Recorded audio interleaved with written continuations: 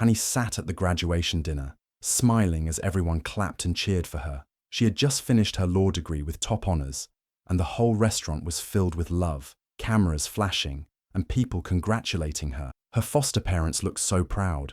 Her friends were raising their glasses, and everyone seemed happy. But Hani could feel something else, a strange tension in the air. It wasn't loud, but it was strong, like a storm waiting to begin, and that storm was standing right beside her. Gomer, her older sister, held the microphone in her hand. She wasn't clapping. She wasn't smiling kindly. No, she had a smirk on her face, like she had a secret she couldn't wait to tell. Hani knew that look too well. Gomer had always been jealous, always trying to outshine her, always trying to bring her down. And now, on the biggest day of Hani's life, she looked ready to say something that would hurt. But Hani didn't look scared. She kept her smile on. She sat straight, because even though her heart was beating faster, she was ready. She had been ready for a long time. Gomer thought she was about to shock her, to break her confidence, to make her feel small in front of all these people. But what Gomer didn't know was that Hani already knew what was coming. She had known for months, and she didn't fear it anymore. So as Gomer stepped forward with the mic, Hani took a sip of her water, calm and steady. She had waited 22 years for this moment, not just for the applause or the degree, but for the truth. And even if Gomer was going to try to ruin it, Hani had something more powerful: peace and a plan. Gomer held the microphone with a grin that didn't look kind. She laughed lightly, then said something that made the whole room freeze. "Let's not pretend," she said loudly. "She's not really family. She was adopted. They found her at the hospital gate." For a few seconds, the room went completely silent. Then gasps came from all sides, like a wave of shock spreading across the tables. One guest dropped their fork. Another covered their mouth in disbelief. People looked at each other, confused and uncomfortable. Some turned to stare at Hani, waiting to see what she would do. But Hani didn't cry. She didn't scream. She didn't even look surprised. Instead, she calmly picked up her glass of water and stood up. Her face was calm, her body steady. She didn't rush. She didn't panic. It was like she had been waiting for this exact moment. And truthfully, she had. What no one in that room knew was that Hani already knew the truth. She had found out on her own, months ago. She had read the letter, followed the clues, and faced the pain. She had cried in private, searched in silence, and made peace with the truth long before anyone else knew it. So when Gomer thought she was delivering a powerful blow, something that would embarrass or break Hani, she didn't realize that Hani had already turned that pain into strength. The people at the dinner looked at Hani like they expected her to collapse, to argue, to run away. But she didn't do any of those things. She stood there, holding her glass, like someone in full control, like someone who had a story to tell. And in her heart, Hani wasn't afraid, because Gomer hadn't destroyed her. She had given her the perfect chance to step into her truth, to show the world that being adopted didn't make her less. It made her strong. Gomer wanted attention. She wanted to be the center of the moment. She thought her words would echo like thunder and leave Hani speechless. But what really happened? Her words fell flat, because you can't hurt someone who has already healed. And Hani, she wasn't just healed, she was ready. 1 year before the graduation dinner, Hani was helping clean her foster father's study. It was a quiet afternoon, nothing unusual. She dusted books, wiped the table, and then picked up an old Bible that had been sitting on the shelf for years. As she lifted it, something slipped out and fell to the floor. It was a folded envelope, yellowed with age, hidden between the pages like a secret that was never meant to be found. Curious, Hani picked it up and opened it slowly. Inside were 3 things: a birth certificate, a hospital report, and a handwritten letter. Her hands began to shake as she read the first line of the letter. "To the family raising my daughter." The name signed at the bottom was Mama Teya. At first, she didn't know how to feel. Her heart beat fast. Her eyes moved from one page to the next, reading every word, trying to understand. The birth certificate had her name, Hani, but the parents listed weren't the ones she had known all her life. The hospital report confirmed it. She had been left outside a clinic just after birth. Everything changed in that moment. Her whole life, she believed she belonged to one story. Now, she was holding proof of another. But still, that night, Hani didn't cry. She didn't run to anyone or ask any questions. She sat alone in her room, holding the letter close to her chest. Later, she stood in front of her mirror. She stared at her own face, the same face she had seen every day. But now, it looked different. It wasn't about how she looked, but about what she now knew. a new truth, a new beginning. Her lips moved slowly, and she whispered to herself, I have two stories now, but I get to choose which one defines me. That choice gave her strength. She realized that her past didn't have to break her. It could build her. She was not just someone who had been adopted. She was someone who had survived, grown, and become strong. And most of all, she was someone who still had love, love to give, and love to find. From that day on, Hani carried the letter not as a burden, but as a key that would one day open the door to the truth when the time was right. After finding the letter, Hani didn't tell anyone, not her foster parents, not her sister, not even her closest friends. She kept the secret in her heart, not out of fear, but because she needed to understand everything first. On her own, quietly, she began to search. She looked at the hospital name on the letter and traced it to a small, dusty village, almost 2 hours away from where she lived. The trip wasn't easy, but Hani didn't care. She needed answers, not from the people who raised her, but from the woman who had written that letter, Mama Tia. She followed every clue, until finally, she stood in front of a small house with a tin roof and old wooden windows. Her heart was racing, her palms sweaty, but she knocked. The door opened slowly, and there she was. The woman had the same eyes, the same dimples, the same quiet strength in her face. Mama Tia didn't ask who she was. She didn't need to. She looked at Hani for just a moment and then broke into tears. Before Hani could say anything, she wrapped her arms around her and cried, I thought I lost you forever. They sat together that day and talked for hours. Hani asked the questions she had been holding for so long. Why was she left? What happened that night? Was she unwanted? And Mama Tia told her everything. The pain, the fear, the reasons. Life had been cruel, and choices were hard, but she never stopped thinking about her. She had left her daughter not out of hate, but out of desperation. She thought it was the only way Hani could have a better life. Hani listened. She didn't cry much. She didn't shout. She just listened with her whole heart. And then, something beautiful happened. She forgave her. All of it. The past, the pain, the years they missed. Hani knew that holding on to anger would only block the love standing in front of her. And before she left, she made a quiet promise to herself and to Mama Tia. She said, one day, I'll walk into the truth, and I'll bring you with me. That moment was the beginning of something new. Hani wasn't lost anymore. She had found where she came from, and one day, she knew, the world would see it too. As her graduation day came closer, Hani began preparing not just for the celebration, but for something much bigger. While everyone else thought the dinner was only about her degree, Hani had a different plan in her heart. Quietly, without telling anyone, she wrote 2 simple letters. She didn't decorate them or make them fancy. She just folded them neatly, placed them in envelopes, and sent them to one special place, the small village where Mama Tia lived. One envelope was for Mama Tia, the other for Baba Ose, the man who had stood by her birth mother through everything. Hani didn't include a long message, just a printed invitation to her graduation dinner. And at the bottom, she wrote 6 small words. No RSVP needed, just come with love. She didn't call to check if they got the letters. She didn't ask if they would come. Deep down, she knew if love was real, and she believed it was, they would show up. And they did. 30 minutes before the dinner began, a quiet car pulled up outside the venue. No one noticed it. No one paid attention. Hani had arranged for them to sit in a private room, away from the main crowd. The plan was simple. They would wait until she gave them a signal. Until then, they stayed hidden, out of sight, but close enough to hear when it was time. While guests laughed, clapped, and passed food around, Mama Tia and Baba Ose sat silently in that room. They weren't nervous. They weren't confused.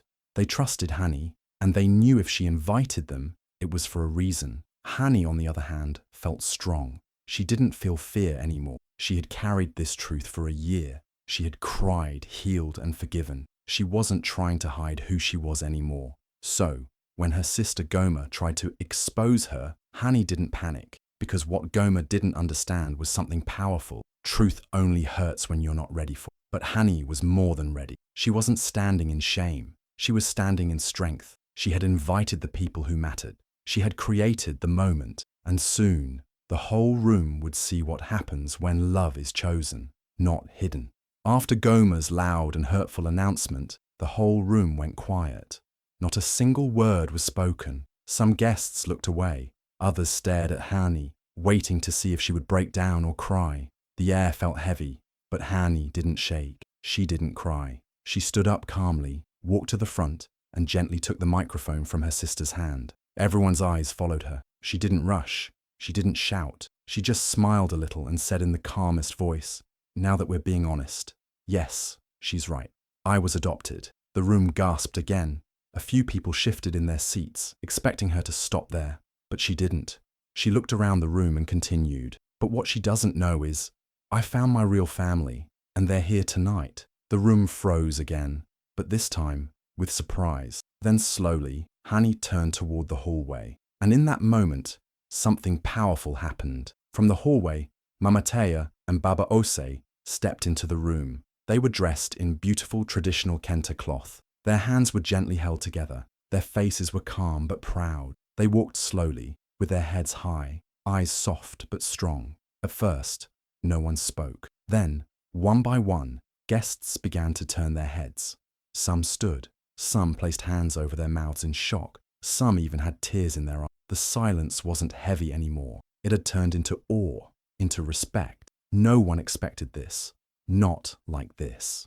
Goma stood frozen. She didn't expect Hani to take control. She didn't expect Hani to own her truth so beautifully. She thought she was dropping a bomb, but Hani turned it into a gift. Hani stood between the family who raised her and the family who gave her life. She was no longer hiding, no longer afraid. She didn't need anyone's permission to be proud of where she came from. That moment wasn't just about adoption. It was about strength. It was about showing the world that truth isn't something to be ashamed of. It's something to stand in, with grace, with courage, and with love. And in that moment, Hani did exactly that.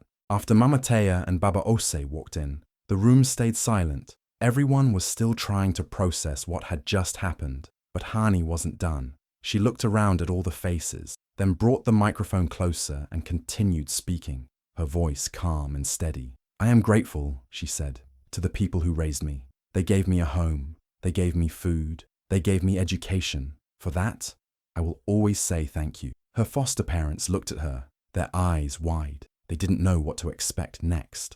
"But," Hani said, her voice growing even stronger, "I'm also proud, because now I know where I came from. I know the people who brought me into this world, and I've accepted them. I've accepted myself." She turned and looked directly at Goma. There was no anger in her face, just truth. "You tried to shame me in front of everyone," she said. "But what you didn't know is, you gave me exactly what I needed. You gave me the stage to speak my truth, and I've never been more ready." Goma didn't respond. She didn't smile. She didn't laugh like before. Her eyes dropped to the floor. She had expected Hani to cry or run out of the room. She thought Hani would be embarrassed, maybe even broken. But instead, Hani was standing tall, proud, and more confident than ever. Even the foster parents were silent, not because they were ashamed of the truth, but because they were shocked by how strong Hani had become. She didn't yell, she didn't blame, and she didn't try to hurt anyone. She spoke with grace, with dignity, like someone who had already done all the healing before stepping into that room. The guests in the room slowly started nodding. Some smiled, some even clapped quietly. They weren't just proud of Hani's graduation anymore. They were proud of her courage, her strength, the way she faced a hard truth with so much power. In that moment, it didn't matter how she was born or who raised her. What mattered was who she had become, and she had become someone unshakable, someone who didn't let secrets break her, someone who turned pain into power. Goma had planned to bring her down, but Hani rose higher than ever, with her truth, her pride, and the kind of strength that left everyone speechless. As the dinner continued and the guests began to settle down, everyone was still talking in low voices about what had just happened. Some people were whispering about Hani's adoption. Others were still amazed at how she had spoken with so much strength. But Hani wasn't paying attention to the noise anymore. She had said what she needed to say, and now she was sitting quietly at her seat, taking a breath. Then something unexpected happened. A man stood up from one of the tables near the back. He was older, dressed in a clean grey suit, and had been silent the entire evening. He didn't clap loudly, didn't speak during the drama, and didn't look shocked like everyone else. He had just watched, carefully, quietly. Now, he walked over to Hani. She looked up at him, unsure of who he was or what he wanted. He reached into his pocket, pulled out a small business card, and handed it to her. On the card was the name of a very well-known Pan-African law firm, one Hani had dreamed of working with since her second year in school. Then he spoke softly but clearly. "We need women like you in our chambers," he said. "Strong, smart, brave." Hani didn't know what to say. She took the card gently and looked at it, blinking in surprise. She hadn't applied for any internship yet. She thought she'd start looking after graduation. But here was this man, someone powerful, someone respected, offering her an opportunity right in the middle of all the noise and whispers. While others were busy gossiping about her past, fate was writing her future. That night, when people expected her to feel small, she was being noticed for her strength. When Goma tried to break her, someone saw her as a leader. While others whispered about where she came from, this man looked at where she was going, and Hani understood something very clearly. Her story wasn't a weakness. It was her power. It wasn't a mark of shame. It was a badge of courage. Sometimes the doors we dream of don't open with resumes or grades. Sometimes they open when we stand in our truth. And Hani? She didn't just stand in hers. She walked right through it, into something greater. A few weeks after the graduation dinner, Hani was settling into her new routine. She had started working at the law firm she never imagined she'd enter so soon. Her days were busy, filled with learning and growing. She felt proud and focused. Her life was finally moving forward, and the pain of the past was starting to fade. One afternoon, as she walked out of her office building, she saw someone standing quietly by the entrance. It was Goma. Her eyes were red, her face looked tired, and she was holding something in her hands. But not flowers, not a gift, just her own nervousness. For a moment they both stood in silence. Then Goma stepped forward. Her voice was soft, almost breaking. "I didn't think you'd rise from it," she said. I don't know what I thought. Maybe I just wanted to feel important, but I was wrong." Hani looked at her sister carefully. She wasn't angry. She wasn't cold. She just listened. Then she smiled. Not a big smile, but a soft, peaceful one. "You gave me a mic, Goma," she said. "But I gave it purpose." The words landed gently but clearly. Goma looked down, ashamed. She hadn't come for praise. She came to admit she was wrong. Hani could see that. She could feel it. So, without saying much more, Hani stepped forward and gave her sister a hug. It wasn't long. It wasn't for show, but it was real. She didn't hug Goma to forget what had happened. She didn't do it to pretend the hurt was never there. She did it for one reason: to let go, to free herself from the weight of anger, to stop carrying pain that didn't belong to her anymore. Hani had already healed. She didn't need Goma's apology to move on, but when it came, she accepted it not for Goma's sake, but for her own peace. That hug wasn't about erasing the past. It was about choosing not to let it control her future. Sometimes, forgiveness isn't about fixing the other person. It's about freeing yourself. And in that moment, Hani felt completely free. Not long after starting her new job, Hani was invited to speak at a youth leadership event. The hall was packed. Young students, professionals, teachers, and even parents sat quietly, waiting to hear her story. Many had heard bits and pieces about the girl who turned a painful moment into power, but now they wanted to hear it from her, in her own words. As she walked onto the stage, Hani didn't feel nervous. She didn't feel small. She felt ready. She stood in front of the microphone and looked around the room. Then, with a calm and steady voice, she began. "I used to think family was who fed you," she said, her voice clear. "But now I know. Family is who lifts you when others try to bury you in silence." The room went still. Everyone was listening, not just to her words, but to the weight behind them. She wasn't just telling a story. She was sharing a truth. She talked about her journey, from discovering the letter, to finding her birth parents, to facing public shame, and then standing tall in it. She didn't speak with anger. She spoke with strength. She didn't point fingers. She shared lessons. She told them that truth is not something to hide from, that pain doesn't have to make you bitter, that being adopted didn't make her weak, it made her brave. And the love she found wasn't hiding in a fancy house or a perfect story. It was waiting quietly in a dusty village, with open arms. And when she finished, she said something that stayed with everyone who heard it. The truth isn't something to fear. It's something to walk into, head high, heart open, and with the kind of love that doesn't need to hide in envelopes.